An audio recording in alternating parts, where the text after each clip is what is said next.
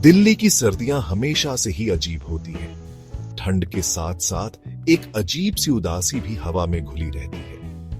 रतिक खिड़की के पास बैठा अपनी कॉफी की चुस्कियां ले रहा था। बाहर हल्की बारिश हो रही थी। बूंदें शीशे से टकरा रही थीं, मानो कोई उदास गीत गा रही हो। रतिक को बारिश बहुत पसंद थी, शायद इसलिए कि बारिश में उसे खुद का अक्स दिखाई देता था, शांत मगर अंदर से टूटा हुआ। रतिक एक लेखक था। उसकी कहानियां लोगों को रुलाती थीं, हंसाती थीं, सोचने पर मजबूर कर देती थीं। लेकिन रतिक की अपनी कहानी अधूरी थी। एक ऐसी कहानी जिसका अंत ढूंढने की कोशिश वो हर दिन करता था। कॉफी शॉप में बैठे बैठे वो अक्सर सोचता था कि क्या उसकी कहानी में भी कभी प्यार की बारिश होगी? क्या कोई ऐसा होगा जो उसकी उदासी को धोकर ले जाएगा? शाम ढलने लगी थी। कॉफी शॉप में लोग आते जाते रहे। रतिक अपनी ही दुनिया में खोया हुआ था। तभी उसकी नजर दरवाजे पर एडीडी, एक मिलिट डिकी, बिल्कुल फिल्मी अंदाज में अपने बालों को झटकते हुए अंदर दाखिल हुई। उसने गुलाबी रंग का स्वेटर पहना हुआ था और हाथ में एक किताब थी। रतिक को पहली नजर में ही वो एलईडी ढकी अच्छी लगी। उसके चेहरे पर एक अजीब सी मासूमियत थी। रतिक उसे देखता ही रह गया। लड्डू ढकी एक टेबल पर जाकर बैठ गई और किताब खोल ली। रतिक की नजरें अब भी उस पर टिकी हुई थी। उसे खुद भी समझ नहीं आ रहा था कि वो ऐसा क्यों कर रहा है। शायद इसलिए क्योंकि उस लड्डू ढकी में उसे कुछ अपना सा दिखाई दे रहा था, कुछ ऐसा जो शायद उसकी अधूरी कहानी को पूरा कर सकता था। लड्डू की किताब में इतनी खोई हुई थी कि उसे रतिक का देखना भी महसूस नहीं हुआ। रतिक ने सोचा कि उसे बात करनी चाहिए। वो हिम्मत करके उसके पास गया और पूछा, क्या मैं यहां बैठ सकता हूं? लड्डू ने अपनी किताब से नजरें हटाए बिना ही कहा, हां जरूर। रतिक उसके सामने बैठ गया। थोड़ी देर तक दोनों में से कोई कुछ नहीं बोला। रतिक को समझ नहीं आ रहा था कि क्या कहे। आखिरकार लड्डू ने ही चुप्पी तोड़ते हुए कहा, आप लेखक हैं? रतिक हैरान रह गया। उसने पूछा, आपको कैसे पता? लड्डू ने मुस्कुराते हुए कहा, आपकी आंखों में वही उदासी है जो हर लेखक की आंखों में होती है। रतिक भी मुस्कुरा दिया। उसे लगा जैसे ये लड्डू उसे सदियों से जानती हो।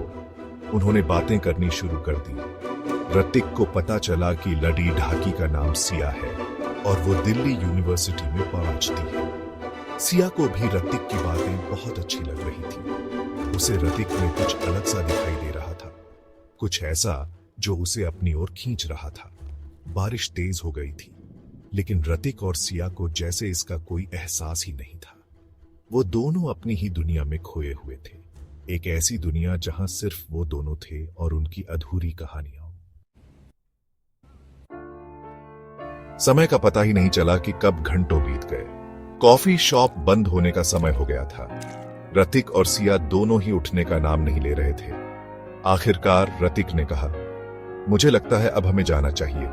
सिया ने कहा, हां आप ठीक कह रहे हैं। दोनों कॉफी शॉप से बाहर आ गए। बारिश अब भी हो रही थी। रतिक ने अपना छाता खोला और सिया को उसके नीचे आने को कहा। सिया ने पहले तो मना किया, लेकिन फिर मान गई। दोनों साथ साथ चलने लगे। सर ढक पर सन्नाटा छाया हुआ था। सिर्फ बारिश की बूंदों की आवाज आ रही थी। थोड़ी देर चलने के बाद सिया ने कहा, मुझे यहां उतार दीजिए, मेरा घर यहीं पास में है। रतिक ने छाता रोका और सिया की तरफ देखा। उसकी आंखों में एक अजीब सी चमक थी। ऐसा लगा जैसे वो कुछ कहना चाह रहा हो, लेकिन कह नहीं पा रहा हो। सिया ने रतिक की आंखों में झांकते हुए कहा, क्या बात है? रतिक ने कहा, कुछ नहीं। फिर उसने सिया को अलविदा कहा और पलट गया। सिया उसे जाते हुए देखती रही। उसे समझ नहीं आ रहा था कि उसके साथ क्या हो रहा है। वो रतिक को जानती भी नहीं थी, लेकिन फिर भी उसे ऐसा लग रहा था जैसे वो उसे सदियों से जानती हो, जैसे उनका रिश्ता किसी जन्मों जन्मों का हो। अगले दिन रतिक फिर से उसी कॉफी शॉप में, उसी जगह पर, उसी समय पर पहुंच गया। उसे उम्मीद थी कि सिया भी आएगी। वो घंटों इंतजार करता रहा, लेकिन सिया नहीं आई। रतिक को निराशा हुई, लेकिन उसने हार नहीं मानी। वो हर दिन उसी कॉफी शॉप में उसी जगह पर उसी समय पर जाता रहा, लेकिन सिया कभी नहीं आई। एक दिन रतिक को पता चला कि जिस लदर डाकी से वो मिला था उसका नाम सिया नहीं बल्कि रिया था, और रिया की मौत 5 साल पहले एक कार दुर्घटना में हो गई थी। रतिक को अपनी आंखों पर यकीन नहीं हुआ। उसने रिया की तस्वीर देखी। वो बिल्कुल सिया जैसी ही दिखती थी। रतिक को समझ नहीं आ रहा था कि क्या सोचे। क्या वो पागल हो गया था या फिर उसने सचमुच में रिया की आत्मा को देखा था? शायद इसका जवाब कभी नहीं मिल पाएगा, लेकिन रतिक को इस बात का यकीन हो गया था कि उसने जो कुछ भी महसूस किया था वो सच था। रिया भले ही इस दुनिया में नहीं थी, लेकिन उसकी यादें रतिक के साथ हमेशा के लिए जुड़ गई थी। और शायद यही प्यार का असली मतलब होता है, किसी की यादों को अपने दिल में संजो कर रखना, फिर चाहे वो शख्स साथ हो या ना हो।